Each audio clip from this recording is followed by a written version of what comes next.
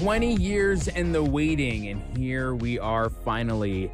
Silent Hill 2 Remake has finally made its way to gamers' hands. And what do we really think of this? Is this really the game that finally does the franchise right?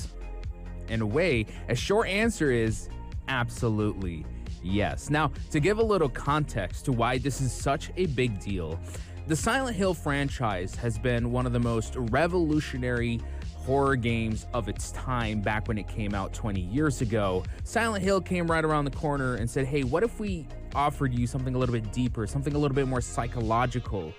And it has to this day left such a huge influence on the horror genre. And you have to imagine something so timeless, so well cherished and beloved by hardcore fans means that the expectations to reiterate on this timeless franchise is extremely high, especially when it comes to the strongest entry in the series, the one that people remember the most, and that is Silent Hill 2. This was no easy task, especially for a studio such as Bloober Team, who has in the past who has a track record of, yes, releasing horror games, but they've always been somewhat average, slightly above average, nothing that would really, stand out, such as Layers of Fear, The Observer, The Medium. But there was a potential in the way they were developing these horror games, and I think it's that Konami saw that potential and gave them the chance. And you have to imagine, when they got their hands to make Silent Hill 2 Remake, it was perhaps the most challenging, the most pressure-inducing task they've ever had to work on, because there was so much doubt, there was so much expectation that this was not gonna be what people were hoping for, that they were not going to do it right. They were not going to execute on this remake. But the game is out. I've been playing it, and I have to say, I am thoroughly impressed with what Bloober Team has achieved here. Matter of fact, they have exceeded my expectation. There's something about this remake that's just more than reinventing and recreating the original from scratch. But they have added a lot to it that really helps make it even more richer. The world itself is more traversable now. The town has a lot more elements that you can explore that add more context to the story and the character.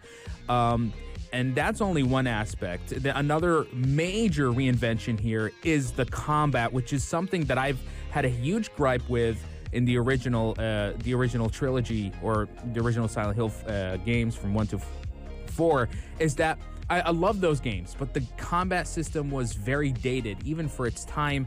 But in a way, fans, I'm sure they didn't mind. The jankiness was part of the charm for those original games, and but the combat this time is a lot better, and it's actually there's an element of challenge to it, especially because I'm playing it on the hard difficulty. So you have to actually really think when you're encountering the monsters. You have to time your dodges, your attacks. You have to conserve your ammunition when you're using weapons. There is really a strong sense of survivability, and you have to also be very careful when you get hit, when you make a mistake, you suffer and you get punished for it badly, which honestly adds so much to that dread, to that psychological feeling when you're playing the game, this hopelessness, this despair to it. And that's just the combat system. But what really elevates everything else is the graphical update for this game. I mean, this game is absolutely gorgeous. Oh my God. When I stepped into Silent Hill for the first time and you see all the fog that's kind of surrounding you and the ominous music that's playing, wow, this was almost like a dream come true. I was immediately immersed into this world. It was just so atmospheric that it was practically oozing from the screen. They did such a phenomenal job with the environmental design, with the atmosphere, the audio design. It all just comes together to really mess with your head. That at times when I'm playing like for at least like 2-3 hours straight, I actually had to take a mental break because it was getting to me a bit. Just this feeling of loneliness and despair and dread, that there's something around the corner, and it just makes you unnerving and disturbed. Excellent job from Bloober Team. This is such a phenomenal execution from a team of developers that I know they had a lot of pressure when they were making this game. And then there is the story element, which honestly gets perhaps the biggest upgrade.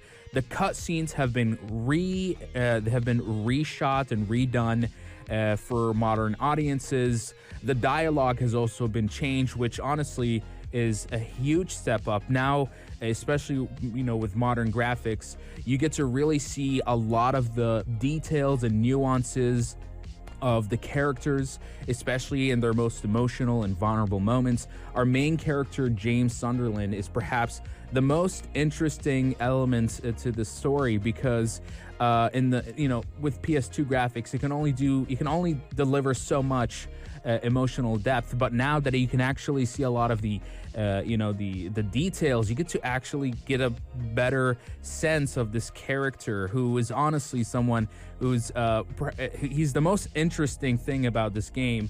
A man who his wife died many years ago, finds himself returning to Silent Hill to find his wife. Now this is the best part about this game, is the setup. Why is this man returning to this town, finding a wife that has already died? And that is what really hooks you in.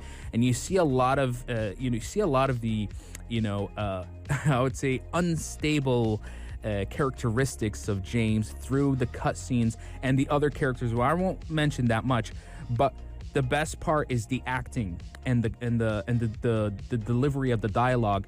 Now, I know hardcore fans of Silent Hill love the cheesiness of the older games and the way those characters delivered their lines, but definitely it needed to be reiterated on for modern audiences. And I cherish the cheesiness of the old games, believe me, but I think I prefer this because it sets the tone to be a lot more serious, a lot more emotionally compelling, and you start getting invested quite a bit. So honestly, I don't have any issues with this game. I am really impressed by what they've done here. This is a superb execution by Bloober Team.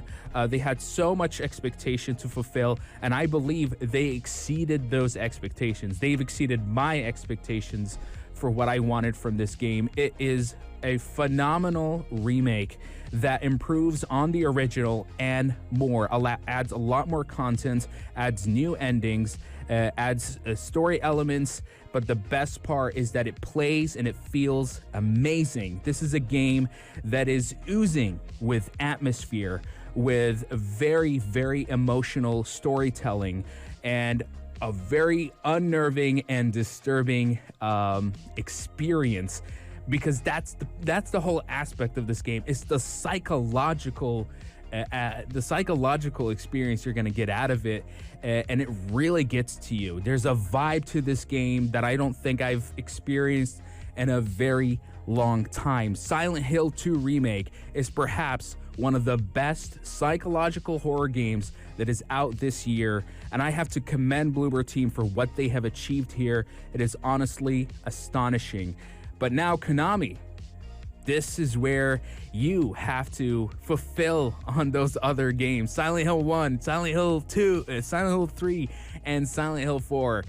We're all waiting, but hopefully in the near future we might hear some more exciting news, which is why Silent Hill 2 Remake gets a final verdict, a really strong 9 out of 10. This is how you do a remake to a very well-beloved and well-cherished franchise. And I hope to see a lot more from Bloober Team in the near future. If you've gotten the chance to play the game and you have your own thoughts and opinions, your personal critique, do let me know. And remember, Konami, if this is the new standard that you have set yourself on, please don't return back to the older failures of your franchises. And Silent Hill has experienced many failures in the past, but this is a triumphant return that I hope will continue to be just as successful in the near future.